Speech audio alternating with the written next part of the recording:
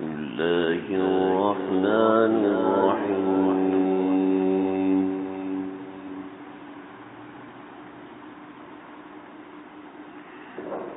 فلما ذهبوا به وأجمعوا أن يجعلوه في غيابة الجب وأوحينا إليه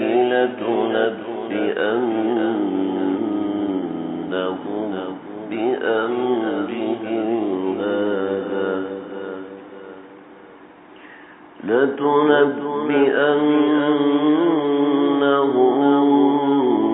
بأمرهم هذا وهم لا يشعرون وجاءوا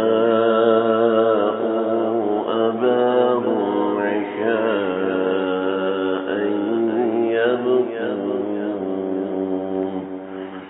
قالوا يا أبانا إنا ذهبنا نستبق وتركنا يوسف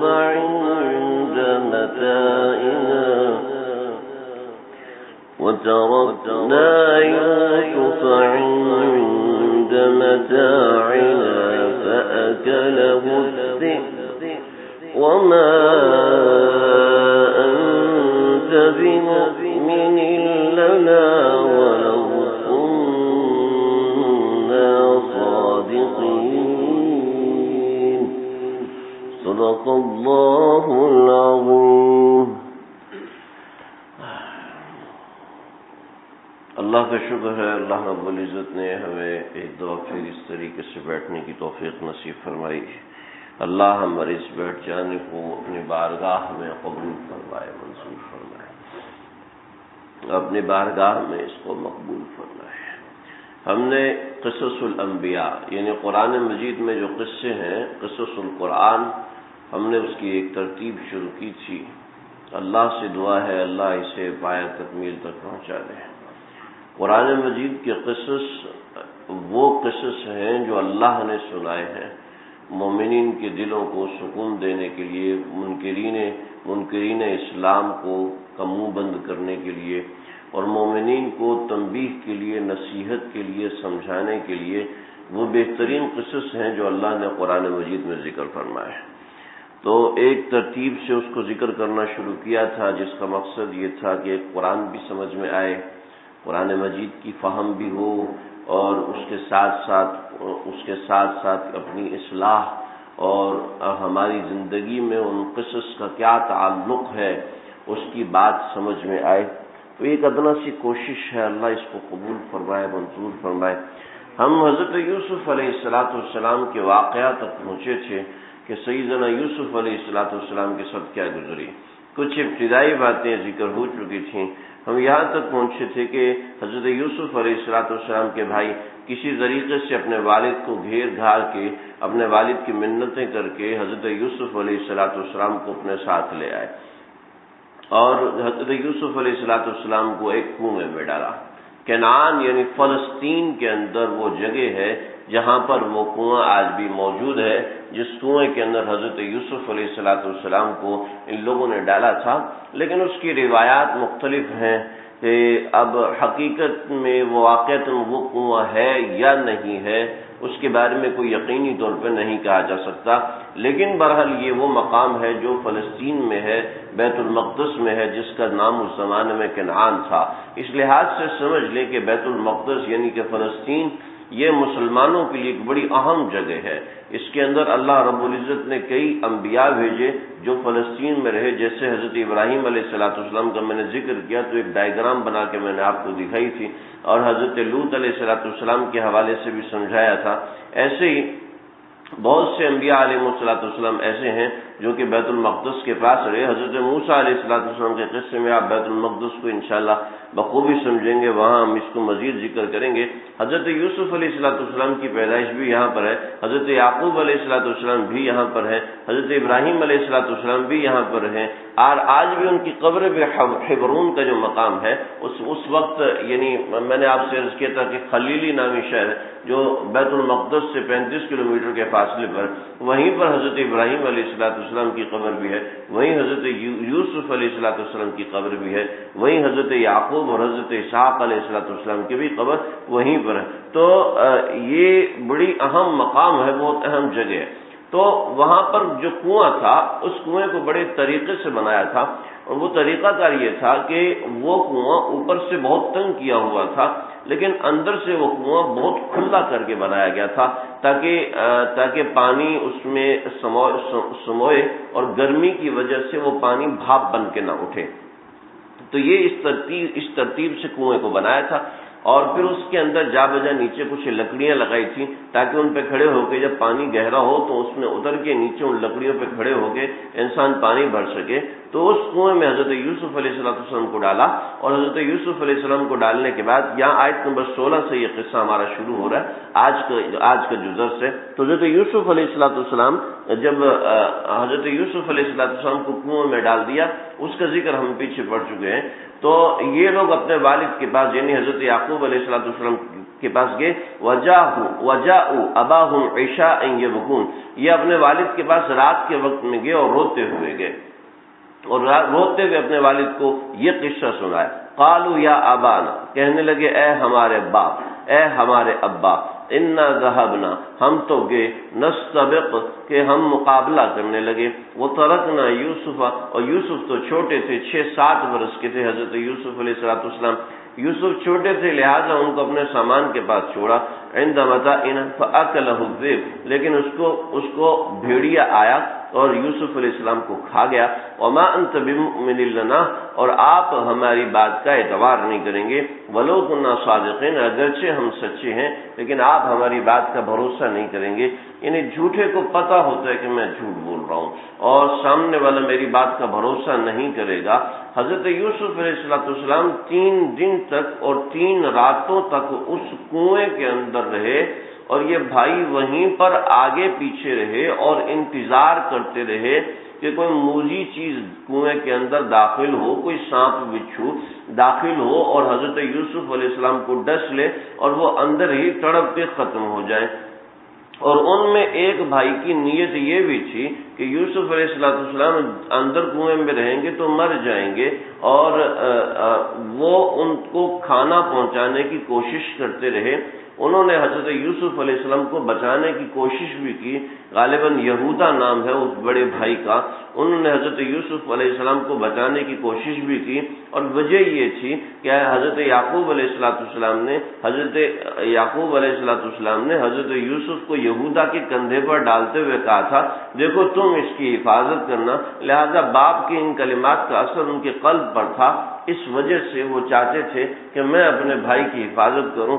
لیکن جب انہوں نے حفاظت کی ٹھانی تو دوسرے بھائی سامنے آ گئے اور کہا کہ اگر تم نے اس کو محفوظ کرنے کی کوشش کی تو ہم تمہیں بھی قتل کر دیں گے اور اسے بھی قتل کر دیں گے، اور اس وجہ سے یہودا پیچھے ہو گئے۔ اس لیے کہ جب گناہ کا زہر انسان کے سر پہ سوار ہوتا ہے تو انسان کو کسی بڑی چھوٹی کی پرواہ نہیں ہوتی، بس اس کی نظر اپنی ہی طاقت پر ہوتی ہے اور کسی طاقت پر اس کی نظر نہیں ہوتی، بس اس وجہ سے معاملہ گڑبڑ ہوتا ہے جب انسان گناہ کرتا ہے۔ وجاءوا اباهم عشاء يبكون، وہ اپنے والد کے پاس روتے ہوئے آئے اور رات کے وقت میں آئے۔ رات کے وقت میں آنے کا مقصد یہ تھا کہ اس وقت زمانے میں ایسی لائٹیں تو ہوتی نہیں تھی نا، تو لائٹیں نہ ہونے کی وجہ سے وہ اندھیرا تھا اور اندھیرے میں چہرہ وغیرہ نظر نہیں آتا، تو انہوں نے کہا چلو ہم رات کو جھوٹا رہیں گے، کم از کم جھوٹا رونے سے آواز سے والد ہمارے متاثر ہو جائیں گے، اور آواز سے متاثر ہو جائیں گے، باقی چہرے پہ رونا آئے یا نہ آئے، کیونکہ جان بوجھ کے قتل کر کے آئے، مار کے آئے، ایک طریقے سے قتل کر کے آئے تھے، یعنی کنعان سے چھوڑ کر آئے تھے۔ لیکن ہوا کیا تھا؟ ہوا جو تھا وہ اگلی آیات میں آیا، وَجَاءُوا عَلَىٰ قَمِيصِهِ بِدَمٍ كَذِبٍ، اور وہ ان کی قمیض پہ جھوٹا خون لگا کے آگے، یعنی انہوں نے یہ کیا، حضرت یوسف علیہ السلام کی قمیض اتار لی تھی اور قمیض اتار کے ایک بکرے کا شکار کیا، اور بکرے کا شکار کر کے اس کو ذبح کر کے اس کا جو خون ہے وہ قمیض کے اوپر لگا لیا تھا۔ تو جب یہ قمیض حضرت یعقوب علیہ السلام نے دیکھی ہے تو حضرت یعقوب علیہ السلام نے بات فرمائی کہ دیکھو دنیا میں عجیب بات تم کر رہے ہو کہ بھیڑیے نے بچے کو کھایا ہے، 7 برس کا بچہ ہے، بھیڑیے نے اس کو کھایا ہے، لیکن کیسے کھایا ہے؟ یہ کہا کہ میں آپ کو کھانا چاہتا ہوں، آپ اپنی قمیض اتاریے۔ جھوٹ بولنے والا اپنے جھوٹ کو گھڑنے کے لیے 1000 جھوٹ گھڑتا ہے، یعنی انہوں نے یہ سمجھانا تھا کہ اس کو بھیڑیا کھا چکا ہے، لہذا اس کے لیے انہوں نے قمیض اتاری، اور قمیض اتارنے کے بعد بکرا ذبح کیا، بکرا ذبح کر کے اس قمیض پر لگایا، لیکن اس قمیض کو نوچنا اور پھاڑنا بھول گئے۔ یہ سمجھے کہ سامنے والا رات کے اندھیرے میں جیسے ہمارا چہرہ نہیں دیکھ سکتا تو ایسے وہ قمیض بھی نہیں دیکھ سکے گا، یعنی اتنی انہوں نے پلاننگ کی، اتنی انہوں نے محنت کی، لیکن جھوٹ بولنے والا، گناہ کرنے والا پیچھے سراغ ضرور چھوڑ جاتا ہے۔ گناہ کرنے والا اپنے گناہ کا سراغ ضرور چھوڑ جاتا ہے، یہ ایک واضح بات ہے۔ اس بات کا اعلان اللہ یہاں فرما رہے ہیں کہ انہوں نے بدمن کذب، جھوٹا خون بھر کے لائے تھے، تو قال بل سولت لکم انفسکم امرا، تو حضرت یعقوب علیہ السلام نے کہا نہیں، تمہاری سولت کہتے ہیں تسویل مطلب یہ کہ جھوٹ گھڑنا، جھوٹے کے پاؤں نہیں ہوتے، جھوٹا جب بندہ جھوٹ بولتا ہے تو وہ جھوٹ گھڑ رہا ہوتا ہے، اس کی باتوں سے لگ رہا ہوتا ہے کہ جھوٹ بول رہا ہے، لیکن یہ ہر ایک کو نہیں لگتا۔ آگے ایک آیت آئے گی، اس کے تحت میں انشاءاللہ اس بات کو تفصیل سے ذکر کروں۔ قال بل سولت لکم انفسکم امرا، کہا کہ بلکہ تم نے جھوٹی کہانی گھڑی ہے، فصبر جمیل، لیکن میں پھر بھی صبر کرتا ہوں۔ دیکھو دونوں باتیں مختلف ہیں۔ تم نے جھوٹ بولا ہے، آگے کیا ہونا چاہیے تھا؟ نہیں، کیا ہونا چاہیے؟ کیا ہونا چاہیے؟ ہاں، تلاش کرنا۔ کیوں جی؟ سمجھ رہے ہیں؟ تلاش کرنے چلو، میرے ساتھ تلاش کرنے چلو۔ دونوں باتیں تو متضاد ہو گئیں۔ کیا جواب ہے؟ جواب یہ ہے، حضرت یعقوب علیہ السلام نے خواب دیکھا تھا، اور خواب میں یہ دیکھا کہ 10 بھیڑیے حضرت یوسف علیہ السلام کے گرد موجود ہیں، اور وہ سارے کے سارے حضرت یوسف علیہ السلام پہ حملہ کرتے ہیں۔ ان میں سے ایک بھیڑیا سامنے آتا ہے، حضرت یوسف علیہ السلام کو بچاتا ہے، لیکن وہ بچا نہیں پاتا، سارے کے سارے بھیڑیے حملہ کرتے ہیں، لیکن اچانک حضرت یوسف علیہ السلام زمین میں غائب ہو جاتے ہیں۔ یہ انہوں نے خواب دیکھا تھا۔ چنانچہ اس خواب کے سہارے پہ سمجھ گئے کہ بچوں کو تو برا بھلا کہہ دیا، پھر سوچا کہ شاید انہوں نے صحیح بات کی ہو، وہ خواب بھی مجھے دکھائی دیا تھا اور یہ بھیڑیے کا بھی دکھا رہے ہیں، تو اللہ رب العزت نے ان سے یہ بات کہلوائی۔ دیکھیں، ایک تو آگے قرآن میں آپ سنیں گے، حضرت انی لاجد ریح یوسف، میں یوسف علیہ السلام کی خوشبو محسوس کر رہا ہوں۔ ایک طرف یہ فرما رہے ہیں وہ جب مصر سے قمیض چلی ہے خوشبو آنا شروع ہو گئی ہے، اور یہ اپنے بغل میں کنواں ہے، اس بغل میں کنویں کے اندر سے خوشبو نہیں آ رہی۔ اس کا مطلب یہ ہے کہ اللہ حضرت یعقوب کا صبر کا امتحان لینا چاہتے تھے، تو اس وجہ سے، اور اللہ اپنے پیاروں کا امتحان لیتے ہیں، چنانچہ فرمایا فصبر جمیل، فصبر جمیل، صبر ہو تو جمال کے ساتھ ہو، جمیل کہتے ہیں خوبصورت، یعنی خوبصورت صبر ہونے کا مطلب یہ ہے کہ انسان لا شکوہ فیہ ولا انتقام، انسان اس میں شکوہ اور انتقام کی بات نہ کرے، یعنی ان کے ساتھ چلو دکھاؤ مجھے، چلو دکھاؤ، یہ نہیں، انتقام کی بات نہیں، شکوے کی بات نہیں، بس جو حقیقت تھی وہ ان کے سامنے بول دی، اور پھر کہا کہ فصبر جمیل، یعنی میرا وہ صبر ہے کہ خوبصورتی والا صبر ہے، یعنی اگر اللہ نے یوسف مجھے لوٹانے ہوئے تو لوٹائیں گے، ورنہ میں بس خاموش ہوں، میں کسی کو کچھ نہیں کہتا۔ اب یہاں پہ یہ ثابت نہیں ہے کہ حضرت یعقوب علیہ السلام روئے نہیں، بلکہ اتنا روئے کہ وَابْيَضَّتْ عَيْنَاهُ وَهُوَ كَظِيمٌ، کہ وہ اتنا روئے کہ ان کی آنکھیں سفید ہو گئی، اتنا زیادہ روئے حضرت یعقوب علیہ السلام۔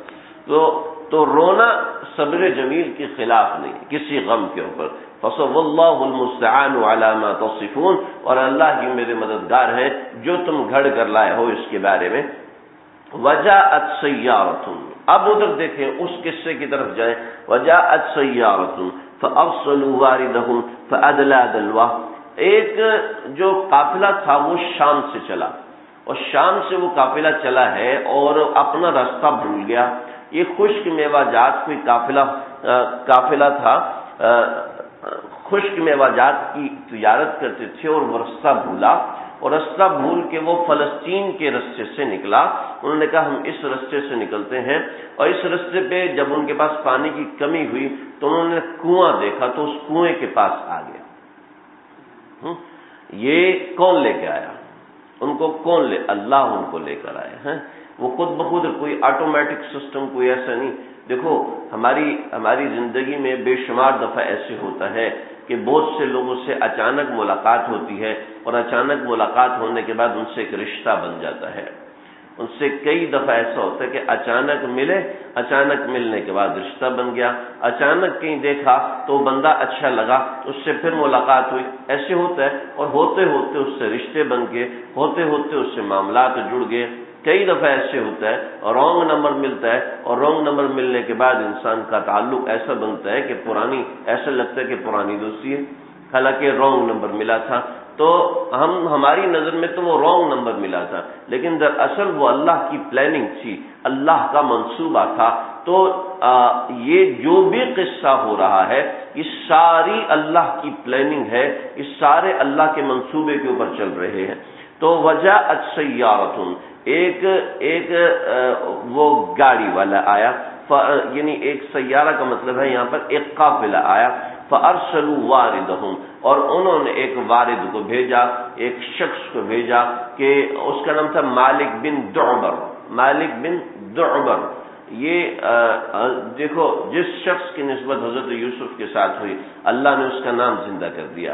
جس شخص کی نسبت اللہ والوں کے ساتھ ہو جاتی ہے اللہ اس کا کام زندہ فرما دیتے ہیں، اللہ اس کے دل کو زندہ فرما دیتے ہیں۔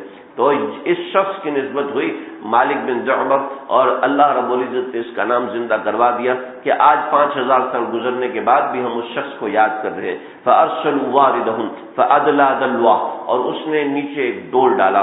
قَالَ یَا بُشْرَىٰ، اور جب اس نے ڈول کھینچا تو کہا اوئے، جو سمجھتے ہیں اوئے، تو ایسے اس زمانے کے یا بشرا، نے خوشی سے چیخ ماری، ہاذا غلام، یہ تو غلام ہے، تم جتنا مال لے کے جا رہے ہو اس سے کئی گنا زیادہ قیمت اس کی لگے گی۔ وَأَصَرُّوهُ بِضَاعَةً، اور پھر اس کو چھپا لیا۔ واللہ علیم بما یعملون، اور اللہ جانتا تھا جو یہ لوگ عمل کرتے ہیں، یعنی یہ لوگ جو عمل کر رہے تھے چاہے چھپا رہے ہیں چاہے کچھ کر رہے ہیں وہ اللہ کے حکم سے کر رہے ہیں۔ وَشَرَوْهُ بِثَمَنٍ بَخْسٍ دَرَاهِمَ مَعْدُودَةٍ، اس کے دو مطلب ہیں، قصہ دو طریقے سے منقول ہے۔ ایک لوگوں نے یہ کہا تھا کہ اس قافلے نے جلدی سے چھپایا اور قافلہ بھاگا وہاں سے اور آگے جا کے کسی دوسرے قافلے کو بھیج دیا، ایک یہ۔ اور دوسرا مطلب یہ نہیں ہے، بلکہ دوسرے بہت سے مفسرین نے یہ مطلب لیا ہے کہ حضرت یوسف علیہ السلام کے بھائی آگے پیچھے گھوم رہے تھے، وہ کہتے ہیں کہ کہیں ایسا نہ ہو کہ نکل کے دوبارہ آ جائے اور ابا کو ساری بات بتا دیں۔ تو قافلے والوں نے جب اٹھایا تو دوڑے، کہنے لگے یہ تو ہمارا غلام ہے، ہم سے بھاگا ہوا ہے، ہمیں واپس کرو۔ کہنے لگے واپس کرو، یہ تم لوگ خرید لو، اس نے ہمیں بہت تنگ کیا ہوا ہے۔ کہا ٹھیک ہے، کتنے کا بیچو گے؟ تو دراہم معدودہ کیا ہے؟ وَشَرَوْهُ بِثَمَنٍ بَخْسٍ، بخس کا ترجمہ بعض لوگوں نے کھوٹے سکے سے کیا، بعض لوگوں نے کہا ہے بخس دراہم معدودہ۔ بخس کا مطلب سمجھیں، جیسے ہمارے ہاں گنتی شروع ہوتی ہے 0 سے اور نوٹ شروع ہوتا ہے 10 سے، ٹھیک ہے جی، نوٹ شروع ہوتا ہے 10 سے. اس زمانے میں جو سکہ شروع ہوتا تھا وہ شروع ہوتا تھا 40 سے. ٹھیک ہے، 40 سے جتنے نیچے جتنے بھی سکے ہوتے تھے، جیسے ہم کہتے ہیں نا، ہم ایک تو نوٹ ہوتا ہے اور ایک ٹھیپا ہوتا ہے نا، ٹھیپا ہوتا ہے، سکہ ہوتا ہے، ٹھیپا بھی بولتے ہیں سکہ بھی بولتے ہیں نا، یہی بولتے ہیں نا، غلط تو نہیں بول رہا. تو وہ جیسے سکہ ہے تو ایسے ہی 40 سے نیچے جو عدد ہوتا تھا اس کو کہتے ہیں بخس. یعنی حضرت یوسف علیہ السلام کا جو ریٹ لگایا وہ 40 درہم لگایا یا 30 درہم لگایا. سیدنا ابن مسعود کی روایت کے مطابق 20 درہم لگایا. تو وشروه بثمن بخس دراہم معدودہ، جو کہ چند دراہم تھے. وکانوا فیہ من الزاہدین، اور وہ اس میں رغبت والے نہیں تھے.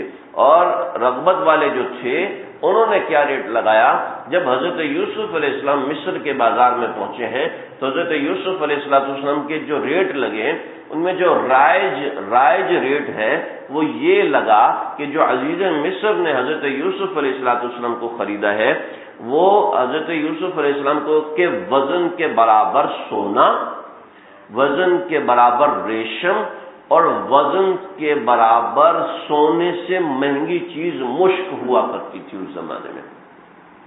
تو یہ 3 حضرت یوسف علیہ السلام کے وزن کے برابر چیزیں آئیں، سونا، ریشم اور مشک. یہ 3 حضرت یوسف علیہ السلام کے وزن کے برابر یہ حضرت یوسف علیہ السلام کی قیمت لگی. جو قصہ نویس ہیں انہوں نے بڑی لمبی لمبی اور بے وقوفانہ قسم کی کہانیاں لکھی ہیں جو کہیں سے بھی ثابت نہیں ہے کہ حضرت یوسف علیہ السلام کو پہلے اپنے حسن پر ناز تھا تو اللہ نے 20 درہم قیمت لگوائی، اور جب وہ قافلے میں چلے اور اللہ سے روئے تو اللہ نے ان کی قیمت اتنی لگائی. یہ کوئی بات ہے؟ ایسی فضول بات ہے، ایسے غلط بات ہے، ایسی بات کہیں سے ثابت نہیں ہے.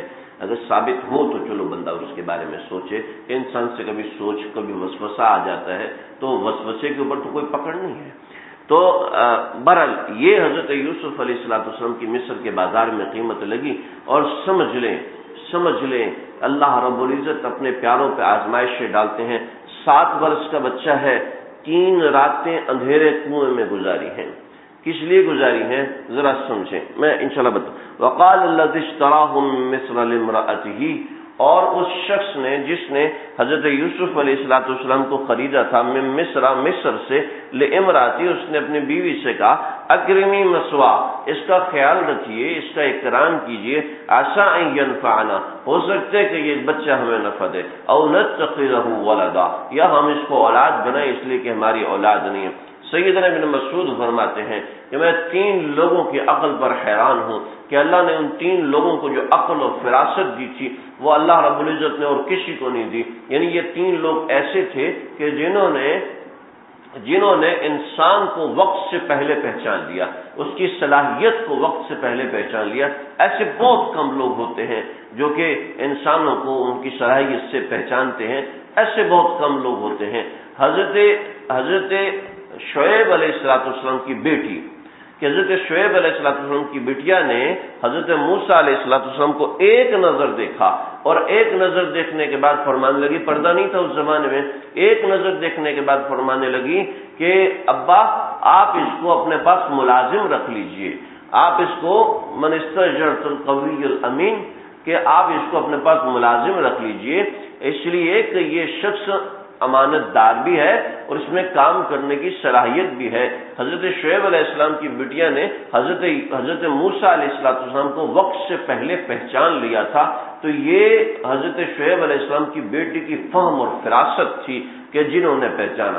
دوسرا حضرت خدیجہ رضی اللہ تعالیٰ عنہ کی فہم اور فراست نہیں، دوسرا حضرت سیدنا ابو بکر صدیق رضی اللہ عنہ کی فہم اور فراست، جو کہ انہوں نے حضرت عمر رضی اللہ عنہ کو پہچان لیا کہ یہ شخص اس قابل ہے کہ زمان میں خلافت کو سنبھالے گا اور دین اسلام کو وہاں تک لے کے جائے گا جہاں تک لوگوں کی سوچ میں نہیں جاتی. تو حضرت صدیق اکبر رضی اللہ عنہ کی فہم. اور تیسرا عزیز مصر کہ اس نے حضرت یوسف کو دیکھتے ہی پہچان لیا اور دیکھتے ہی حضرت یوسف علیہ السلام کا وہ ریٹ لگایا کہ جو ریٹ کوئی دوسرا لگا ہی نہیں سکتا تھا.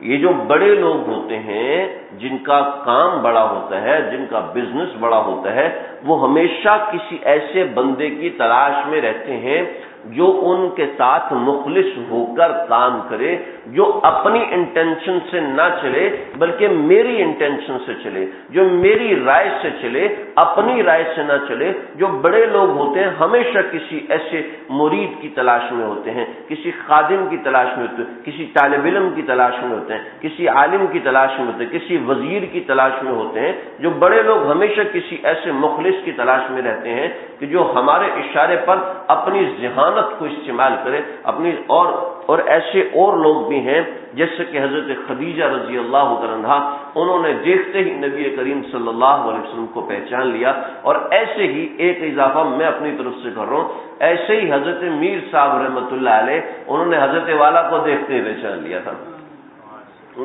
آج سے 40 سال 48 سال 50 سال پہلے حضرت والا کو کون جانتا تھا؟ اور حضرت میر صاحب خود حضرت مولانا شاہ ابو الحق صاحب سے بیعت تھے۔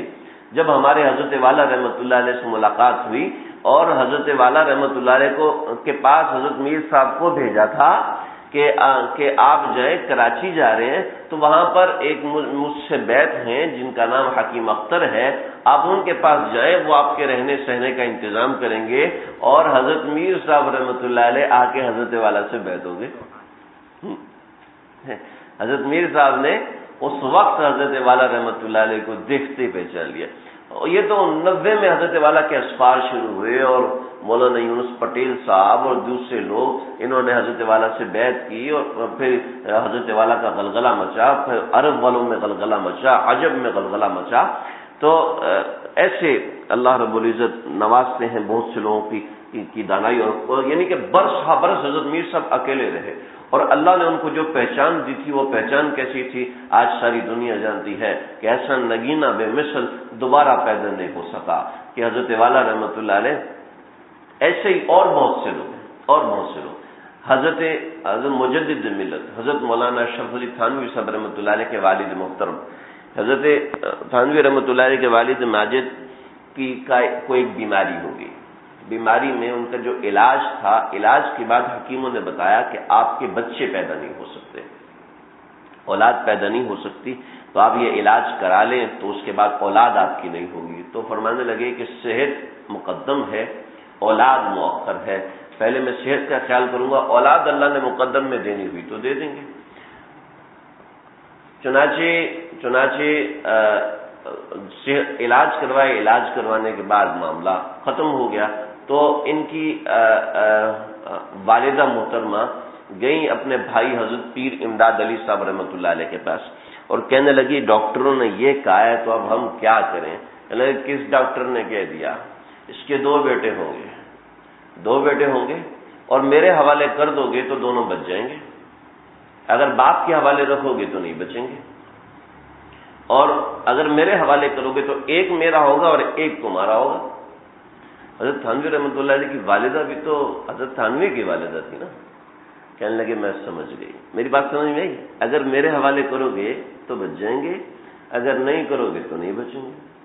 حضرت تھانوی کے والد تھے فاروقی النسب، چنانچہ حضرت تھانوی کے ساتھ آنا چاہیے تھا اشرف فاروق آنا چاہیے تھا نا، اور ان کی والدہ تھی حضرت علی کے خاندان سے۔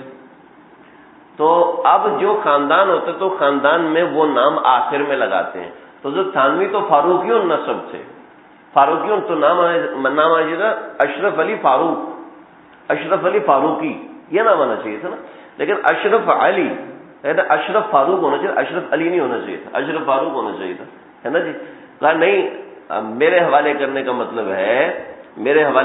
مطلب ہے کہ نام کے ساتھ علی لگا دو، انشاءاللہ اللہ اس کی بچت فرمائے۔ مجذوب آدمی تھے، بڑے عجیب آدمی تھے، ان کی بڑی زبردست کہانی ہے، بڑی زبردست اسٹوری ہے، کبھی سناؤں گا انشاءاللہ۔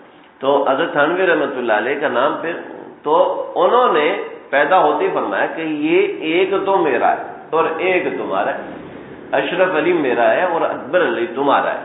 تو اور اشرف علی یعنی اس کو اپنی طرف منسوب کرنے کی کوشش کی، لیکن حضرت تھانوی تو پھر حاجی امداد اللہ مہاجر مکی صاحب وہ دوسرے ان سے بیعت ہوئے، تو بچپن دیکھتے ہی پیدا ہوتے ہی پہچان لیا کہ یہ تو میرا ہے، یعنی پیدا ہوتے ہی بتا دیا کہ بہت بڑا کام کرے گا، اور آج یعنی 1 صدی اوپر ہو چکی ہے، ان کی تعلیمات جاری ہیں۔ ایسے اللہ نے بہت سے نگینے پیدا کیے۔ تو عزیز مصر بھی ایسے لوگوں میں سے تھا جس نے دیکھتے ہی حضرت یوسف علیہ السلام کو پہچانا اور پہچان کے خریدا۔ خریدنے کے بعد گھر لے کر آئے، گھر میں لانے کے بعد بہت چیزیں ہیں اس آیت وقال الذی اشتراه من مصر لامرأته اکرمی مثواه وعسى ان ينفعنا او نتخذه ولدا۔ اس میں بہت باتیں، اور باتیں یہ ہیں، سب سے پہلے سمجھ لیں کہ حضرت یوسف علیہ السلام کو لے کے آنے کی وجہ، اس کے بعد اگلی چیز، حضرت یوسف علیہ السلام کو عزیز مصر کے گھر میں کیوں لے کر آئے؟ آپ ذرا سمجھیں، اللہ رب العزت نے خیر وہ بات آگے آ رہی ہے، میں انشاءاللہ اس کو ذکر کرتا ہوں۔ حضرت یوسف علیہ السلام کو جب گھر میں رکھا تو گھر میں حضرت یوسف کے طور اطوار، رہنے کا طریقہ، سلیقہ پیغمبر کی اولاد ہے، اور ان کے والد خود پیغمبر کی اولاد ہیں، دوسرے بچوں سے مختلف ہوں گے، لازمی باتیں مختلف ہوں گی، ان کی تعلیم، ان کا صبر، ان کی استقامت، اور سب سے الگ ایک منفرد قسم کی چیز کہ ان کا حسن و جمال، یعنی حسن و جمال ان کا ایسا تھا کہ اپنے چہرے پہ کپڑا ڈال کے رکھتے تھے، بڑھاپے کی عمر میں چہرے پہ کپڑا ڈال کے رکھتے تھے، تو جب لڑکپن اور جوانی کی عمر ہوگی تو پھر کیا ہوگا؟ آپ کے وکانوا فیہ من الزاہدین، جو بھائی تھے وکانوا فیہ من الزاہدین، وہ جو ان کے بھائی تھے، ان بھائیوں کو تو کوئی پرواہ نہیں تھی نا، ان بھائیوں کو پرواہ نہیں تھی، اس لیے عام طور پر قریب کے لوگ پرواہ نہیں کرتے، جن کو دولت مفت میں ملتی ہے وہ پرواہ نہیں کرتے۔ چنانچہ حضرت یوسف علیہ السلام کی بھائیوں نے پرواہ نہیں کی، کیا 20 درہم، اور جنہوں نے پرواہ کی ان کو کتنا ملا؟ یوسف کے وزن کے برابر سونا، اور اس کے علاوہ کیا تھا؟ پورا مصر خریدار بن کے آیا ہوا، پورا مصر حضرت یوسف کا خریدار بن چکا تھا۔ تو حضرت یوسف علیہ السلام کو جب گھر لے کر آئے تو نہ صرف حسن و جمال بلکہ طور اطوار حضرت یوسف علیہ السلام کے جب دیکھے تو سمجھ گئے یہ عام بچہ نہیں ہے، یہ کوئی خاص چیز ہے۔ چنانچہ حضرت تھانوی رحمۃ اللہ علیہ فرماتے ہیں، اے ماں باپ جن کا بچہ گود میں ہوتا ہے، گود میں اپنے بچے کے مزاج کو پہچان لو، اس کو اس کے مزاج کے مطابق ڈھالو، اس کو مزاج کے مطابق ڈھالو گے تو وہ کام کر سکتا ہے۔ حضرت یوسف علیہ السلام اس گھر میں آئے ہیں، اس گھر میں آنے کی بہت بڑی وجوہات ہیں۔ وَكَذَلِكَ مَكَّنَّا لِيُوسُفَ فِي الْأَرْضِ، حضرت یوسف علیہ السلام کو جب طور اطوار دیکھا، جب ان کا مزاج دیکھا اور ان کی باتیں دیکھی، ان کے باتیں کرنے کا انداز دیکھا، 7 سال کی عمر میں سب بچے بول رہے ہوتے ہیں، اور کچھ بچے ایسے ہوتے ہیں جو عجیب بات کر رہے ہوتے ہیں، جسے آپ یہ چھوٹا بچہ نا، یہ چھوٹا بچہ، اس سے ایک چھوٹا لڑکا ہماری مسجد میں، اس نے ایک دن حضرت والا رحمۃ اللہ علیہ کا واعظ پڑھا، اور میں حیران رہ گیا کہ اس بچے نے کیسے پڑھا، عجیب، یعنی پڑھنے کے انداز سے پتہ چل۔ آج کل کے بچے تو سارے انگریزی پڑھنے والے ہیں، اردو کا واعظ اور کوئی مولوی کی تقریر، اور حضرت والا تو پرانے عالم ہے، اور حضرت والا کی تقریر ظاہر بات ہے، میری تقریر عام طور پہ جو چھوٹے بچے ہوتے ہیں ان کو سمجھ میں نہیں آتی، کیونکہ تھوڑی سی ایسی اردو ہے جو کہ عام کالج اور اسکولوں سے ہٹ کر ہے، اگرچہ میں درمیان میں 2-4 انگریزی کی بڑبڑ کر دیتا ہوں، لیکن پھر بھی اس سے ہٹ کر تو ہے نا، لیکن پھر بھی بچوں کو سمجھ میں نہیں آتی، کیونکہ وہ پورا دن تو کچھ اور ہی سنتے ہیں، تو ظاہر بات ہے یہاں پہ۔ لیکن اس بچے کو میں نے دیکھا، اور میں نے اپنے جو قاری صاحب اس وقت رکھے تھے ان سے کہا تھا بھائی اس کے ساتھ محنت کرو، لیکن ظاہر بات ہے کچھ بن نہیں سکا۔ اب وہ بچہ اپنے گھر والوں سے چھپ کے حفظ کر رہا ہے، بچہ اپنے گھر والوں سے چھپ کے حفظ کر رہا ہے، کہ بچپن کی عادات سے ہر ماں باپ سمجھ لیتے ہیں، کوئی ماں باپ نہیں، ہر ماں باپ سمجھ لیتے ہیں بچپن کی عادات سے کہ میرے بچے کا مزاج کیسا ہے اور میرے بچے کا مزاج کیسے بدلے گا۔ آج میرے پاس ایک صاحب آئے، وسیم بھائی بہت اچھے ادب سے بیٹھے ہوئے ہیں، وہ بیٹھے ایسے ایک ٹانگ اٹھا کے یوں بیٹھے۔ اب ہمیں تو حضرت کی طرف سے حکم ہے نا کہ ان سے آپ نے ادب سے بیٹھنا ہے، مجھے دل تھا یار، دل تو کہہ رہا تھا اس کو یار آپ سیدھے ہو جائے، یہ کوئی طریقہ نہیں ہے، لیکن میں نے کہا حضرت آئیں گے جب اس کو دیکھیں گے خود ہی سیدھا کر دیں گے، ہمارے پاس حضرت موجود ہیں تو ہمیں کیا ضرورت ہے۔ خیر وہ بیٹھا ہوا تھا، میں اپنے بیٹے کو جانتا ہوں، ویسے اس کا بیٹا میرے پاس آیا، ان کی والدہ کا میرے پاس فون آیا، بہت اچھے لوگ، بہت نیک لوگ، تبدیل ہونا شروع ہوا۔ میں جانتا ہوں اس کی نفسیاتی ہیں اور اس کی نفسیاتی ہیں، اس کی نفسیاتی ہیں، اس کی۔ تھوڑی دیر بیٹھا رہا اور باتیں کرتا رہا۔ پھر جب میں نے ان سے بات کی، میں نے ان سے کہا دیکھیں آپ نے اپنے بچے کے ساتھ کیا کیا؟ میں فرینک ہو سکتا ہوں، 2 منٹ میں کمیونیکیشن کی کیا بات ہے، میں نے کہا آپ نے کیا کیا؟ آپ تو بچے سے بات ہی نہیں کرتے، آپ تو پورا دن مارکیٹنگ میں لگے ہوئے ہیں، آپ بچے کو وقت نہیں دیتے، آپ کیسے کہہ سکتے ہیں؟ کہتے اس کی ایک اپنی رائے ہے۔ میں نے کہا آپ کی بھی تو اپنی رائے ہے؟ پھر سیدھا ہو کے بیٹھ گیا۔ ہاں، میں نے کہا آپ اپنے بچے کو بہت اچھے سے پہچانتے ہیں، اس کو صحیح کرنے کا کیا طریقہ کیا آپ نے؟ کون سا طریقہ استعمال کیا؟ طریقہ تو کوئی بھی نہیں کیا۔ اب ہم اپنی اولاد کو پہچانتے ہیں لیکن فوراً ہمیں غصہ آ جاتا ہے۔ ہم اپنی اولاد کو پہچانتے ہیں، فوراً اس کا علاج ہے، اس کو تبلیغ میں بھیجو، جاؤ دفعہ ہو 40 دن کے لیے نکل جاؤ۔ سچ کہہ رہا ہوں، ماں باپ ایسے اپنی اولاد کو مدرسے بھیجتے ہیں، ماں باپ ایسے اپنی اولاد کو تبلیغ میں بھیجتے ہیں، ماں باپ ایسے اپنی اولاد کو خانقاہ میں بھیجتے ہیں۔ بچے نوجوان بچے جو نیک بننا چاہتے ہیں وہ خانقاہ آتے ہیں، رو رہے ہوتے ہیں۔ کیوں؟ آج ایک بچی کا ای میل تھا، میری ماں دوسری بچیوں کی تعریفیں تو کرتی، میری تعریف نہیں کرتی، اور ماں کو اپنی بچی کے سامنے بچی کی تعریف کرتے ہوئے شرم آتی ہے۔ کیسے وہ صحیح ہوگی؟ تو او نتخذہ ولدا، اس بچے کی تربیت صحیح سے کرنا۔ وَكَذَلِكَ مَكَّنَّا لِيُوسُفَ فِي الْأَرْضِ، اور ایسے ہم نے یوسف علیہ السلام کو زمین میں قرار دیا۔ آپ لوگ بور تو نہیں ہو رہے؟ نہیں ہو رہے نا؟ پکی بات ہے۔ دیکھو ایک بڑا زبردست مضمون ہے اس کے اندر۔ اللہ نے حضرت یوسف علیہ السلام کو مصر میں اور مصر میں عزیز مصر کے گھر میں کیوں رکھا؟ ایک بات سنیں، اورنگزیب عالمگیر نے ایک مدرسہ بنایا تھا۔ یہ واقعہ مجھے میرے استاد نے سنایا جنہوں نے وہ تالاب خود دیکھا ہے۔ دہلی کی جامع مسجد کے باہر ایک تالاب تھا، اس تالاب کے باہر اورنگزیب عالمگیر اور ان کا ایک وزیر جو کہ مسلمان نہیں تھا اس کو اپنے پاس بٹھایا ہوا تھا، اور اورنگزیب عالمگیر نے ایک بہت بڑا مدرسہ بنایا تھا، اس کی فنڈنگ ہوتی تھی، تو وہ وہاں بیٹھ کے حساب لے رہا تھا۔ اتنے لاکھ درہم جو ہے وہ مدرسے کا خرچ ہے۔ کیا فائدہ ہو رہا ہے اس مدرسے کا؟ کیا فائدہ؟ کوئی فائدہ نہیں ہے۔ مولوی بن رہے ہیں اور لوگ مسئلے بتا رہے ہیں، کوئی آؤٹ پٹ تو ہے نہیں کہ کوئی انجینئر بنے، کوئی ڈاکٹر بنے، ہمارے جہاز بنائے، ہمارے یہ بنایا، وہ آؤٹ پٹ تو ہے نہیں، مولوی بنائے جا رہے، کیا فائدہ؟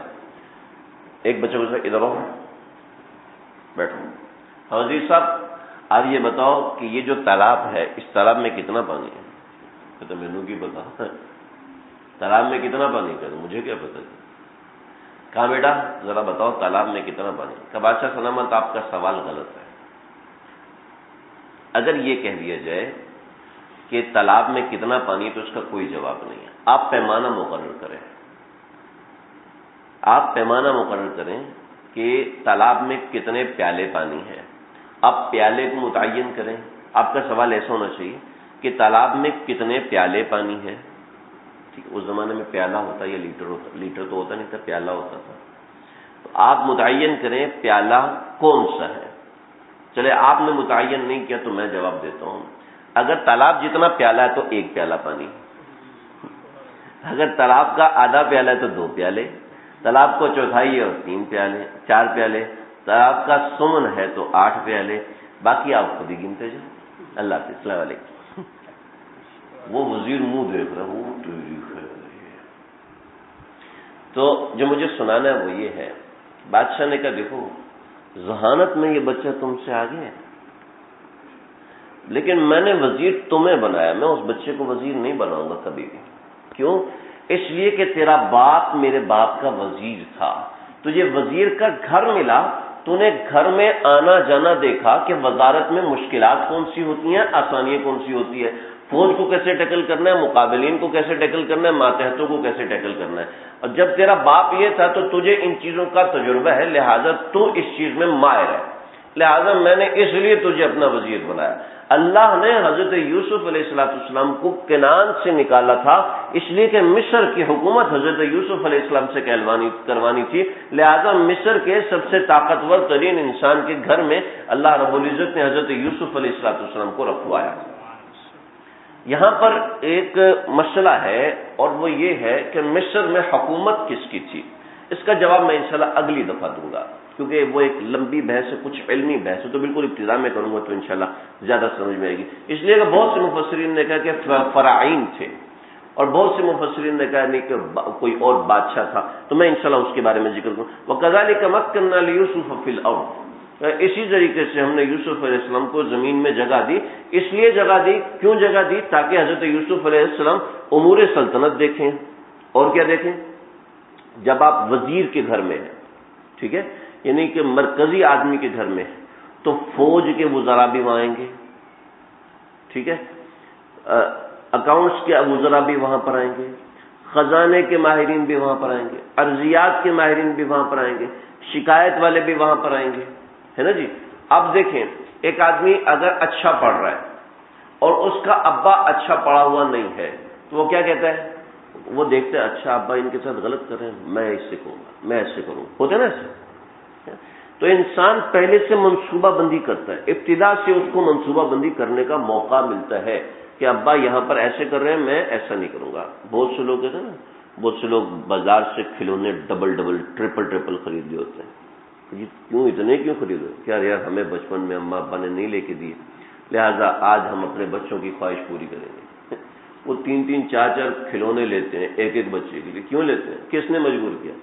ابا نے کون سا آپ کے ساتھ ظلم؟ لیکن ایک بچپن سے بات ذہن میں بیٹھی ہوئی تھی نا کہ ہمیں تو یہ والا کھلونا نہیں، اپنے بچے کو لازمی لے کے دیتا ہے نا جی۔ تو وزیر کے گھر میں رہتے ہوئے کسی سمجھدار آدمی کو منصوبہ بندی کرنے کی ضرورت نہیں، اس کے ذہن میں خود ہی منصوبہ آتا ہے۔ جیسے کہ حضرت سلیمان علیہ السلام حضرت داؤد علیہ السلام کے بیٹے ہیں، اور حضرت داؤد علیہ السلام بادشاہ تھے، حضرت سلیمان علیہ السلام ان کے بیٹے تھے۔ حضرت داؤد علیہ السلام نے کئی فیصلے کیے اور حضرت سلیمان علیہ السلام نے ان کو توڑ کے صحیح کر دیا۔ حضرت سلیمان علیہ السلام ہیں 19 برس کے، جتنا یہ ہے، ٹھیک ہے، اور حضرت داؤد علیہ السلام اتنے بڑے جیسے حضرت آپ کے ان کے ابا ہیں۔ ایک عورت آئی، لڑائی کر رہی ہے، اس کی گود میں جو بچہ ہے وہ میرا ہے، اور جو دعویٰ کر رہی ہے اس کی گود میں جو بچہ ہے وہ میرا ہے، وہ چیخ رہی ہے، مچایا ہوا، دلائل دی، دیکھو اس کا رنگ، اس کی شکل۔ اب بچہ ہے 5 دن کا، 5 دن کا بچہ تو ہر عورت کے ساتھ ملتا ہے جی، جو عورت اٹھا لے گی اس کا بچہ ہو جائے ہے جی۔ ایک ہی قبیلے کی عورتیں ہوں، ایسا نہیں کہ ایک اسرائیل کی اور دوسری پاکستان کی، تو فرق ہوگا نا، تو ایک انڈونیشیا کی اور دوسری پاکستان کی، وہ فرق ہوگا۔ اب ایک ہی قبیلے کی، ایک ہی خاندان کی 2 عورتیں لڑائی ہو رہی ہے، یہ بچہ میرا بچہ، اس کا بچہ رات کو شیر اٹھا کے لے گا، اس نے میرا بچہ قابو کر لیا۔ اب اس نے دلائل دی، دوسری تو بوگی تھی، آتا ہی نہیں تھا اس کو، اللہ میاں کی گائے تھی، اس کو کچھ نہیں آتا تھا، چنانچہ وہ بولنے لگے تو یہ آگے سے دیکھ میرے پاس آ کے خوش ہو رہا ہے، اب ذرا اس کو کھلانے کا طریقہ آتا ہے۔ حضرت داؤد علیہ السلام نے کہا دیکھو سارے دلائل اس کے حق میں، لہذا بچہ اس کو دے دو، چنانچہ دے دیا۔ حضرت سلیمان علیہ السلام کہیں کھیل رہے تھے، ان کو قصے کا پتہ چلا بہت خطرناک کیس آیا ہوا ہے، سارا شہر جمع ہے، حضرت داؤد علیہ السلام کیا فیصلہ کرتے ہیں؟ اور جناب حضرت سلیمان بھاگے، جب وہ آئے تو حضرت داؤد نے فیصلہ لکھا، اٹھ کے چلے گئے۔ حضرت سلیمان آ کے پیچھے دوبارہ آؤ، دوبارہ بلایا، کہاں مجھے دلائل دو، کہا بادشاہ نے فیصلہ کر دیا، میں فیصلہ منسوخ کرتا ہوں، لاؤ۔ اب بیٹا تو فیصلہ منسوخ کر سکتے ہیں نا، لاؤ جی اپنے دلائل دو، دوسری عورت سے بولنے نہیں ہو رہا۔ حضرت سلیمان سمجھ گئے کہ بچہ ہے اس کا، کیونکہ جو چیز نیچے سے نظر آتی ہے وہ اوپر سے نظر نہیں آتی ہے نا جی۔ جو نیچے سے اوپر جاتے ہیں وہ ہر منزل کو پار کر کے جاتے ہیں، جو ڈائریکٹ اوپر بن کے بیٹھ جاتے ہیں، جیسے ابا کے پیسے ملے بیٹے کو اور بیٹا فیکٹری کے اوپر آنر بن کے بیٹھ گیا، تو اس کو نیچے والوں کا احساس نہیں ہوتا عام طور پہ، اور جو نیچے سے محنت کرتا ہوا جاتا ہے اس کو بہت چیزیں سمجھ میں آتی ہیں۔ چنانچہ حضرت داؤد علیہ السلام حضرت سلیمان نے کہا اچھا یہ بات ہے، اب وہ ہے جوان، اب وہ جو بھی فیصلہ کریں گے ماننا پڑے گا، اور حضرت داؤد علیہ السلام بوڑھے، اب کیا ہے؟ کہا کہ بچے کو درمیان میں رکھو. لوگوں نے سمجھا کہ بچے کو درمیان میں رکھ کے بچہ جس کی طرف جائے گا، 5 سال کا بچہ کس کی طرف جائے گا؟ سارے پریشان. بچے کو درمیان میں رکھو. کہا جلاد کو بلاؤ، 2 ٹکڑے کر دو، ایک اس کو اور ایک اس کو دے دو. تو جو ادھر والی عورتیں کہتے ہیں نہیں میں جھوٹ بول رہی تھی، میرا بچہ ہے ہی نہیں، یہ اسی کا بچہ ہے، دیکھو سارے دلائل اس نے دیے ہیں، یہ باتیں اس نے کی، یہ اسی کا بچہ ہے. دوسری بدھی وہ اس کو سمجھ ہی نہیں ہے کہ میرے ساتھ کھیل کیا کھیلا ہے، اس کو سمجھ ہی نہیں لگی اور کہنے لگی وہ آگے سے چپ کرے نہیں بچہ اس کا دے دو دے دو دے دو. اب ادھر درد صرف ماں کو ہو سکتا ہے، کسی اور کو نہیں ہو سکتا. حضرت سلیمان نے وہاں ہاتھ رکھا، کہا کہ بچہ اٹھاؤ، اٹھایا، کہا اس کو دے دو. بچہ اسی کا ہے، اس لیے کہ ہو نہیں سکتا کہ ماں اپنے بچے کو 2 ٹکڑے ہوتا دیکھ لے اور اس کی عقل ماری گی، اس کو سمجھ ہی نہیں ہے کہ فیصلہ کیا ہوا ہے. ایسا ہو بھی سکتا ہے یعنی، اور اس کو فوراً ہے کہ اگر خدا نہ خاصہ بچے کو چاقو لگے تو بچہ تو گیا، تو میرا بچہ تو کم از کم بچ جائے، چاہے کسی اور کے پاس رہے. تو یقیناً یہ ماں یہ جھوٹی، اس کو کوڑے بھی مارو، اس کو کوڑے بھی مارو. 4 کوڑے مارنے کے بعد کہنے لگے ہاں بچہ اسی کا تھا، میرا نہیں تھا. فوراً مان گئی. اور یہ ایسا فیصلہ تھا جس نے حضرت داؤد علیہ السلام کو ہلا کے رکھ دیا.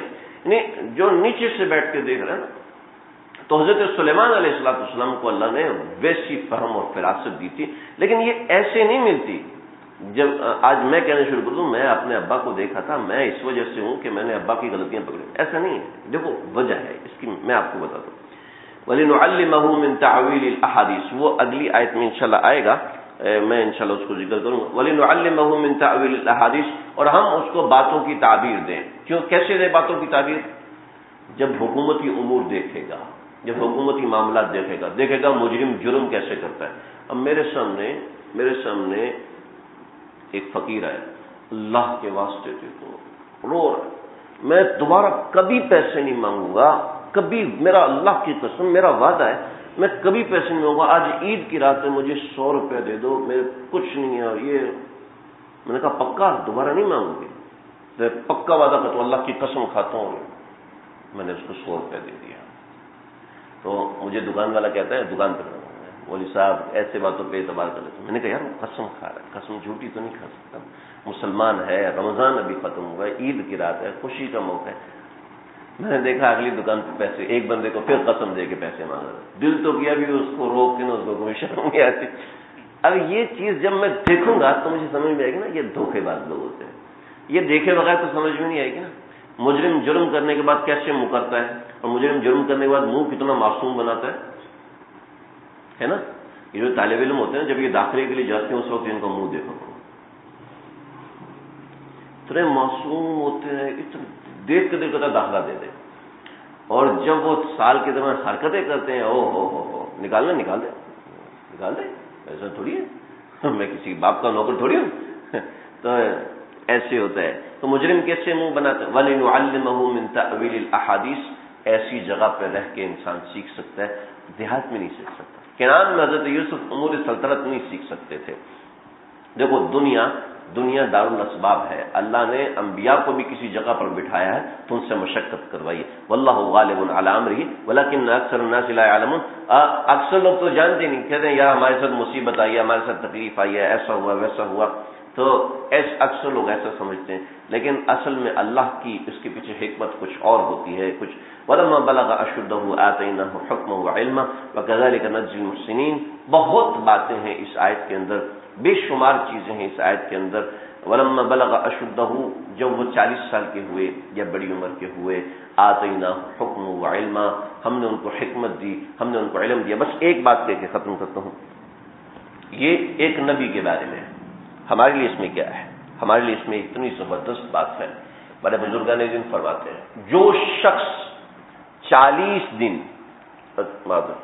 جو شخص اپنی عمر کے 40 سال ایسے گزار لے جس میں تقویٰ ہو، جس میں متانت ہو، جس میں سنجیدگی ہو، جس میں تقویٰ ہو، متانت ہو، سنجیدگی ہو، یعنی کوئی چیز خلاف شرع نہ ہو. سنجیدگی تو ایسے میں نے متانت کے ساتھ جوڑ کے کہہ دیا. تقویٰ ہو اور متانت کے ساتھ 40 برس کی زندگی گزارے. 40 سال کی عمر میں اللہ اس کو حکمت دین ضرور عطا فرماتے ہیں. جو شخص 40 سال تک تقویٰ کی زندگی گزارے، 40 سال کا مطلب 15 سال کے بعد سے شروع ہوتا ہے، یعنی 40 برس کی عمر تک 40 برس کی عمر تک جو شخص تقوی کے ساتھ رہتا ہے، یا 33 برس کی عمر تک، اس آیت کے تحت لکھا ہے علماء نے کہ جو 40 یا 33 برس تقوی سے رہتا ہے تو اللہ رب العزت اس کو علم بھی عطا فرماتے ہیں اور حکمت بھی عطا فرماتے ہیں، اور علم لدنی ہوتا ہے، علم دین نہیں، فقاہت فی الدین نہیں، علم لدنی اللہ عطا فرماتے ہیں۔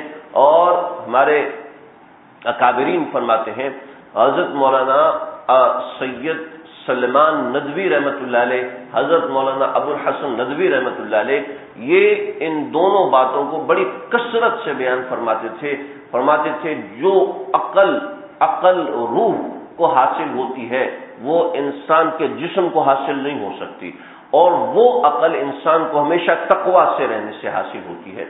جو شخص میں آج حضرت والا کا بیان سن رہا تھا، حضرت نے دعا فرمائی، رولا دیا، فرمایا کہ اے اللہ، گناہ کرنا تو دور کی بات، اکثر ایک سانس آپ کو ناراض نہیں کرنا چاہتا، ایک سانس آپ کو ناراض نہیں کرنا چاہتا۔ جو شخص ایسے حکمت بھرے 40 سال گزارے، اللہ اس کو حکمت اور علم دین ضرور عطا فرمائیں گے، اور ایسا عطا فرمائیں گے۔ ابو الحسن ندوی رحمۃ اللہ علیہ، سید مولانا ابو الحسن ندوی رحمۃ اللہ علیہ فرمایا کرتے تھے کہ دوستو، اللہ ایسی حکمت عطا فرماتے ہیں کہ بڑے بڑے بادشاہوں کی عقل اس کے سامنے فیل ہو جاتی ہے، بڑے بڑے بادشاہوں کی عقل فیل ہو جاتی ہے۔ شرط ہے کہ انسان تقوی کے ساتھ زندگی کی 40 برس گزارے، شرط ہے زندگی کا جو وقت ہے وہ تقوی کے ساتھ گزارے۔ اور یہ 40 برس کی عمر کسی کی گزر چکی، کسی کی کچھ باقی ہے، اس کے ذہن میں ایسا خیال پیدا ہو رہا ہے کہ میرے تو یہ وقت گزر چکا، جن کا دیکھو نہیں گزرا، جیسے آپ جو کچھ نوجوان بچے بیٹھے ہو، آپ کا نہیں گزرا، یقین کرو جب گناہ کا موقع آتا ہے، جیسے اگلے درس میں آئے گا، گناہ کا جب موقع آتا ہے اس وقت پتہ چلتا ہے، اس وقت نہیں پتہ چلتا۔ گناہ کا جب موقع آتا ہے، نیکی کا جب موقع آتا ہے، موقع مل رہا ہے، موقع ہے نماز پڑھنے کا، نہیں پڑھ رہا۔ ہمارے حضرت ڈاکٹر شفقت صاحب فرماتے ہیں کہ جب تقاضا ہو نا نیکی کا، فوراً کر لیا کرو، دیر نہ کیا کرو۔ اس نصیحت سے، یہ نصیحت میں نے آج سے تقریباً 12 سال پہلے سنی تھی، یقین کیجیے اس نصیحت کا اتنا فائدہ ہے میں نہیں بتا سکتا آپ کو۔ نیکی کا کبھی کبھی دل کرتا ہے نا، عمر کرتا ہے نا، لیکن خاص طور پر جوانی میں بہت زیادہ کرتا ہے۔ جب انسان کا بال سفید ہو جاتے ہیں تو پھر ٹھنڈی نیکیاں ہوتی ہیں، جوانی میں گرم نیکیاں کرنے کا دل کرتا ہے، جیسے گرم موٹر سائیکل چلانے کا دل کرتا ہے نا، 110 120 پہ جب مزہ ہے، جب بڑھاپے میں عام طور پہ ٹھنڈی نیکیاں کرنے کا، یار کہیں کنواں کھدوا دو، یار کہیں مسجد بنوا دو، جتنے پیسے جو یہ کر دوں گا۔ بڑھاپے میں انسان ٹھنڈی نیکیاں کرتا ہے، اور جوانی میں انسان گرم نیکیاں کرتا ہے۔ اور آج اعتکاف بیٹھتے ہیں، اس دفعہ اعتکاف بیٹھتے ہیں، مزہ آئے گا اس دفعہ، یہ یعنی مشکل ترین کام کرتا ہے۔ جب جوانی میں آپ کو نیکی کرنے کی طلب پیدا ہو، فوراً کر لیے، دیر نہ کیے۔ مثلا 2 رکعت نماز پڑھنے کا جی کر، کتنی بھی مشقت اٹھا کے پڑھ لو نماز، یقین کرنا اتنا مزہ آئے گا کہ مزاج نیکی والا بن جائے گا، مزاج میں نیکی غالب آ جائے گی۔ تو جس کی عمر 40 برس تک نہیں پہنچی وہ اپنی اس عمر کو استعمال کرے، تجربہ کر کے دیکھ لیں۔ ہمارے بزرگوں کا چیلنج ہے، کوئی 40 برس کی عمر تک تقوی سے رہے۔ تقوی سے رہنے کا مطلب یہ نہیں گناہ نہیں ہوگا، گناہ ہو سکتا ہے، توبہ کرے، گناہ ہو سکتا ہے، کرے گا نہیں۔ یہ نہیں کہ گھر میں میچ لگا کے دے رہے ہیں، گھر میں ورلڈ کپ چل رہا ہے۔ مجھے رمضان کے آخر میں پتہ چلا، کسی نے بتایا جی ورلڈ کپ چل رہا ہے۔ میں نے کہا انا للہ، ہمارے حضرت صحیح فرماتے ہیں، یہ لوگ رمضان میں میچ شروع کرواتے ہیں تاکہ امت مسلمہ رمضان سے دور ہو۔ میں تو رونا آ گیا۔ میں نے کہا یار یہ کیا، یہ 27ویں رات کو جا کے میچ دیکھ رہے ہیں یہاں سے، اور یہ نہیں کہ لوگ نوجوان اس لیے مسجد میں نہیں آ رہے۔ میں سمجھوں کہ ہماری کوئی کمی ہے، یقیناً ہماری کمی ہے، لیکن مجھے کیا پتا کہ یہ گند چل رہا ہے اس طرح۔ تو جوانی کے اندر گناہوں کے تقاضے بھی شدید ہوتے ہیں، تو نیکی کا تقاضا بھی شدید ہوتا ہے۔ 40 برس جس کی عمر نہیں ہوئی وہ اپنی عمر کو غنیمت جانے، کسی کا 1 سال باقی، کسی کے 2 سال باقی، اور کسی کی عمر اوپر ہو چکی ہے، تو کوئی گھبرانے کی بات نہیں۔ اس کے بعد 2 راستے ہیں۔ پہلا راستہ ہے توبہ کرے۔ توبہ اللہ کو بڑی پسند ہے، اتنی پسند ہے۔ ہر چیز کی تلافی ہے. ہمارے مفتی نعیم صاحب کے پاس میں ایک بار پریشان ہو گیا. میں گیا، بہت پہلے کی بات ہے، میں گیا اس سے، جی بہت پریشان ہوں، یہ شخص انتہائی مایوس ہے، انتہائی مایوس ہے. کہتے میں نے ابا کو ناراض کیا، ابا مجھ سے ناراض تھے اور مجھے کہا کہ میرے جنازے کو کندھا نہیں دینا، انتقال ہو گیا، مجھے میرے بھائیوں نے قبر پہ جانے نہیں دیا، میں کیا کروں؟ مسکراتے ہوئے فرمایا کوئی بات نہیں. صرف اتنی سی بات سے میری ٹینشن تو ختم ہو گئی. کہا کوئی بات نہیں، توبہ کرنے سے ہر چیز کی تلافی ہو جاتی ہے. اس کی بھی ہو جائے گی؟ کہا جی اس کی بھی ہو جائے گی. کہا استاد جی جو استاد وہ اپنے والدین کی خدمت کرنی تھی، کہ اس میں کون سی بات ہے؟ دعا کرے وہ بھی تلافی ہو جائے گی. دعا کرے اللہ نے پیسے دیے ان کی طرف سے صدقہ جاریہ کرے، ان کی طرف سے صدقہ کرے، بس اس کی بھی تلافی ہو جائے گی. کیا ہمارا پیارا دین ہے. اگر جو 40 برس سے اوپر ہو گئے، نمبر 1 تو توبہ کرے، نمبر 2 اس کی تلافی کرے اپنی اولاد کے اوپر، اپنی اولاد پہ اس کی تلافی کرے.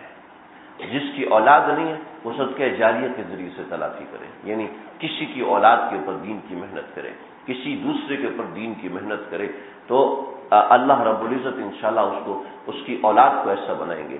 ہمارے بہت بڑے بزرگ ہیں، اصل میں چونکہ مختلف فی شخصیت ہے اس لیے میں نام نہیں لینا چاہتا. وہ ایک حلقے میں بیٹھے ہوئے تھے اور بڑا اللہ نے ان کو نوازا ہے، بڑا کام لیا ہے. جو کمیاں کوتاہیاں ہر بندے میں ہوتی ہیں، کسی کا ہائی لائٹ ہو جاتی ہے، کسی کا اللہ چھپا دیتے ہیں، ہمارے اللہ نے چھپا دی ہیں. اس وجہ سے چند ایک لوگ پسند محبت سے دیکھ لیتے ہیں، پیار سے بات کر لیتے ہیں. کہنے لگے حضرت آپ بتائیے کہ آپ کو جو اللہ نے اتنا نوازا اس کا راز کیا ہے؟ تو کہنے لگے وہ تھوڑا سا گستاخ ٹائپ آدمی تھا. گستاخ ٹائپ نہیں، جرت والا آدمی، گستاخ نہیں، جرت تو بول گیا، ورنہ کسی میں ضرورت نہیں تھی. بیان کے دوران کھڑا ہوا، حضرت بیان بند کریں، حضرت مجھے یہ بتائیں کہ اللہ نے آپ کو اس چیز سے کیسے نوازا؟ دیکھ کے چپ ہو گئے. پھر اپنے امامے سے پلو صاحب اپنے آنسو پہنچے، تھوڑی دیر سر جھکا کے بیٹھے تھے. فرمانے لگے کہ کوئی رات ایسی نہیں گزری، کوئی رات ایسی نہیں گزری جب میں نے ماں کو رات 1 بجے تک کھڑے ہو کر نماز پڑھتے نہ دیکھا. اور میری ماں دعائیں کرتی تھی، اس کے کمرے سے آوازیں میرے کمرے میں آتی تھی. کہتا 1 بجے وہ لیٹتی تھیں، ابا کو جگاتی تھی، پھر ابا کھڑے ہو کے جب صبح تک میں ابا کی زبان سے اپنے بارے میں دعا سنتا تھا. دوستو ماں باپ کی دعا، ہم تو آدھا منٹ کی دعا نہیں کرتے. اولاد کے ساتھ نفرت، اولاد کے ساتھ غصے والا رویہ، اولاد کے ساتھ مخالفت والا بیہیویئر، کیا اولاد ماں باپ کو اپنا مخالف فریق سمجھنے لگتی ہے؟ تو جو خود محنت نہیں کر سکے اپنی اولاد کے لیے ایسے اسباب پیدا کرے کہ اللہ ان کو حکمت عطا فرمائے. یوسف جب ہی بنتا ہے جب باپ یعقوب جیسا ہو، جب باپ یعقوب جیسا 7 برس کی صحبت اپنے باپ کی پائی اور انہوں نے کہاں پہنچایا. تو دوستو یہ فلما بلغ اشدہ آتیناہ حکما وعلما، اس میں یہ بڑا ضروری مضمون ہے. میں نے نانا کرتے ہوئے بھی تقریباً سارا سنا دیا. اللہ تعالیٰ مجھے، اللہ آپ کو، اللہ ہم سب کو اپنی زندگی پہ محنت کرنے کی توفیق عطا فرمائے، اپنی اولاد کی زندگی پہ محنت کرنے کی توفیق. دوستو جو گناہ کرتا ہے اس کو علم اور حکمت کبھی نصیب نہیں ہوتا. فإن العلم نور من الہ واللہ لا یعطی نورہ للعاصی. اللہ کسی گناہ گار کو اپنا علم نور نہیں دیتے. اب گھر میں کرکٹ میچ چل رہا ہے، گھر کے اندر ہماری عورتیں موبائل پہ فلمیں دیکھ رہی ہیں، ہماری عورتیں موبائل پہ ڈرامے دیکھ رہی ہیں، ہم موبائل کے اوپر کیسز چیک کر رہے ہیں، ہم موبائل کے اوپر فنی کلپس دیکھ رہے ہیں، ہم موبائل کے اوپر لگے ہوئے ہیں، کمپیوٹر پہ لگے ہوئے ہیں. تو اولاد کیا سیکھے گی ہم سے؟ وہ اس گھر میں اگر یہ لفظ کہنے کی اجازت چاہوں تو شاید اجازت نہ ہو، ایسے شخص میں ولی اللہ پیدا، ایسے گھر میں ولی اللہ پیدا نہیں ہو سکتے جہاں گند چلتا ہو، جہاں گند مطلب جہاں گانا چلتا ہو، جہاں موسیقی چلتی ہو، وہاں اللہ کے ولی پیدا نہیں ہو سکتے. دوستو گناہ کرنے والا کبھی اللہ کا ولی، گناہ کرنے والے کو کبھی علم اور حکمت حاصل نہیں ہو سکتی. پھر ایک مثال کے طور پہ اللہ نے ایک واقعہ سنایا. وراودته التي هو في بيتها عن نفسه وغلقت الابواب وقالت هيت لك قال معاذ الله. اور گناہ کرنے والا کیسے، گناہ سے بچنے والا کیسے اس سے بچتا ہے؟ اللہ نے ایک مثال کے طور پر حضرت یوسف کا ایک واقعہ سنایا. ورنہ حضرت یوسف کا جو حسن و جمال تھا، آپ خود بتائیں، حضرت یوسف کا جو حسن و جمال تھا اس کے اوپر صرف ایک عورت عاشق ہوگی. یہاں کوئی مینڈک کے منہ والا بھی کھڑا ہو جاتا ہے نا، اس کی آواز اچھی ہوتی ہے، ساری دنیا اس کے پیچھے ہوتی ہے. ہماری عورتیں اپنے گھروں میں اس کی تصویریں لگاتی ہیں، ہماری عورتوں کے پرس میں اس کی تصویریں لگی ہوتی ہیں. کوئی مینڈک کے منہ والا بھی کھڑا ہوتا ہے نا تو لوگ اس کے پیچھے بھی چلنا. اور یہ تو جمال یوسف ہے. اللہ نے آدھا دنیا کو حسن حضرت یوسف کو دے دی. یہ تو ایک واقعہ اللہ نے مثال کے طور پہ سنا ہے. اور بتایا گناہ سے بچنے والا ایسے جھرمٹ میں بچ سکتا ہے تو میں اور آپ نہیں بچ سکتے. دوستو کوشش کرنے کی بات ہوتی ہے. اللہ ہمیں یہ جذبہ عطا فرمائے، اور اللہ نے جذبہ عطا فرمایا ہوا ہے. اللہ نے جذبہ عطا فرمایا، اللہ اس کو استعمال کرنے کی توفیق عطا فرمائے. آمین. تو زور سے کہنا دعا کر لیں. اللہ تعالیٰ قبول فرمائے بیٹھنے کو، آپ لوگوں کے آنے کو. بسم اللہ الرحمن الرحیم. الحمد للہ رب العالمین والصلاة والسلام علی اشرف الانبیاء والمرسلین. ربنا تقبل منا انك انت السميع العليم وتب علينا انك انت التواب الرحيم. اللہ کچھ نہیں آتا لیکن تیرے پیاروں کا تذکرہ ہے، بس پڑھ کے سنا دے. آتا کچھ بھی نہیں ہے، پڑھ کے سنا دے. اللہ قبول فرما لے، اللہ قبول فرما لے. حاضرین حاضرات کے آنے کو قبول فرما لیجیے، بیٹھنے والوں کے بیٹھنے کو قبول فرما لیجیے، ان کے وقت کو قبول فرما لیجیے. انہوں نے تیرا نام سننے کے لیے وقت نکالا، تو اپنے نام کے لیے ان کو قبول فرمائیے. اے اللہ ہمیں مردود ہونے سے بچا دیجیے. ایسا نہ ہو کہ رات کو 11 بجے تک ہم تیرا نام لے رہے ہیں اور صبح فجر پڑھنے سے کی توفیق ہم سے چھن جائے. اللہ ایسا نہ ہو. اللہ ہم سب کو توفیق عطا فرمائیے. ہماری زندگی میں ایک لمحہ تیری نافرمانی نہ ہو، ایک سیکنڈ تیری نافرمانی میں نہ گزرے، ایک لمحہ تیری نافرمانی میں نہ گزرے. ہم تھک چکے تجھے ناراض کر کر کے. اے اللہ تو ہمیں معاف کرتے کرتے نہیں تھا. اے اللہ ہمیں اپنا پیارا بھی بنا دیجیے. ہمیں وہ ہمت عطا فرمائیے جس سے آپ کا پیار ملتا ہے. ہمیں وہ طاقت عطا فرمائے جس سے آپ کا پیار ملتا ہے. ہمیں وہ یگانگت اور وہ جستجو اور وہ جذبہ اور وہ جذبات اور وہ تعلقات عطا فرمائیے جس سے آپ ہمارے دل میں آ جائیں، جس سے آپ ہمارے قلب میں سما جائیں. آ جا میری آنکھوں میں، سما جا میرے دل میں. اے اللہ ہمارے دل میں آ جائیے. اے اللہ ہمارے دل میں گھر کر لیجیے. ہمارا دل اس قابل نہیں ہے، آپ اس کو صفائی کر کے اچھا بنا دیں، پھر آپ اس میں اپنا گھر بنا لیجیے. اے اللہ جو کہا ہے سنا ہے، کہنے والا محتاج، سننے والے محتاج. اللہ ہم سب کی بگڑی بنا دیجیے. ہم سب کو اپنے پیار کے قابل بنا دیں.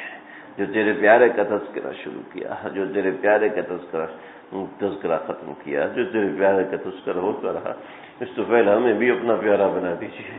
ہمیں بھی اپنا پیارا بنا دیجیے. ہمیں وہ ایک سانس قبول نہیں جس ایک سانس میں ہم آپ کو ناراض کریں. اے اللہ اپنی ناراضگی کو ہماری زندگی سے ختم فرما دیجیے. اپنے خوشی والے کام کرنے والا بنائیے. سوتے میں تجھے خوش کریں، جاگتے میں خود تجھے خوش کریں. میرے نبی نے تو کہا تھا ان صلاتی ونسکی ومحیای ومماتی للہ رب العالمین. میری نماز، میرا روزہ، میرا کھانا، میرا پینا، میرا زندہ رہنا اور میرا مر جانا اے اللہ سب تیرے لیے ہے. اے اللہ ہمارا سانس لینا بھی آپ کے لیے ہو، ہمارا اٹھنا بھی آپ کے لیے ہو، بیٹھنا بھی آپ کے لیے ہو، نماز پڑھنا بھی آپ کے لیے ہو. اے اللہ ہماری ذات کو قبول فرمائیے، ہمارے احساسات کو قبول فرمائیے، ہمارے جذبات کو قبول فرمائیے، ہمارے اوقات کو قبول فرمائیے. اے اللہ ہمارے ایک ایک لمحے کو اپنی ذات کے لیے قبول فرما لیجیے. اے اللہ جو لوگ بیمار ہیں، گھروں میں، اسپتالوں میں، سب کو صحت کلی عطا فرما دیجیے. صحت کامل عاجلہ مستمر عطا فرما دیجیے. ہمارے فاروق بھائی کی اہلیہ کو صحت کلی دیجیے. ہمارے نعمان بھائی کے بیٹے عبداللہ کو، حسن کو، ان کے والدہ محترمہ کو، ان کے والد محترم کو صحت کلی، صحت کاملہ عاجلہ مستمر عطا فرما دیجیے. اس مجلس کو اپنے پیاروں سے آباد فرما دیجیے. اس گھر کو اپنے پیاروں سے آباد فرما دیجیے. یہ جو جگہ انہوں نے دین کے کام کے لیے مختص فرمائی ہے، اے اللہ اس جگہ کو اپنے بارگاہ میں قبول فرمائیے. لوگوں کو یہاں قرآن سیکھنے والا، فقہ سیکھنے والا، حدیث سیکھنے والا، تیرا دین سیکھنے والا، تیری محبت سیکھنے والا بنا دیجیے. اے اللہ چہارے عالم میں اس کا ڈنکا پھٹوا دیجیے. اے اللہ اے اللہ بے اولادوں کو نرین و صالح اولاد کی دولت سے نواز دیجیے۔ اے اللہ جو لوگ اپنی اولاد نہ ہونے کی وجہ سے پریشان ہیں، محض اپنے فضل و کرم سے ان کی پریشانی دور فرما دیجیے۔ اے اللہ ہمارے آصف بھائی کو نرین و صالح اولاد کی دولت سے منور فرما دیجیے۔ اے اللہ ہماری جملہ مقاصد حسنہ، ہمارے دل کی دعاؤں کو، دل کی گزارشوں کو اپنی بارگاہ میں قبول فرمائیے۔ بہت سے لوگوں نے دعاؤں کو کہا ہے، جو کہنا چاہتے تھے نہیں کہہ سکے، جو امید وابستہ رکھتے ہیں، جنہوں نے پیغام بھیجا نہیں ملا، اللہ سب کی بگڑی بنا دیجیے، اللہ سب کی بگڑی بنا دیجیے۔ اللهم ربنا تقبل منا انك انت السميع العليم وتب علينا انك انت التواب الرحيم، وصلى الله تعالى على خير خلقه محمد وآله وصحبه اجمعين برحمتك يا ارحم الراحمين۔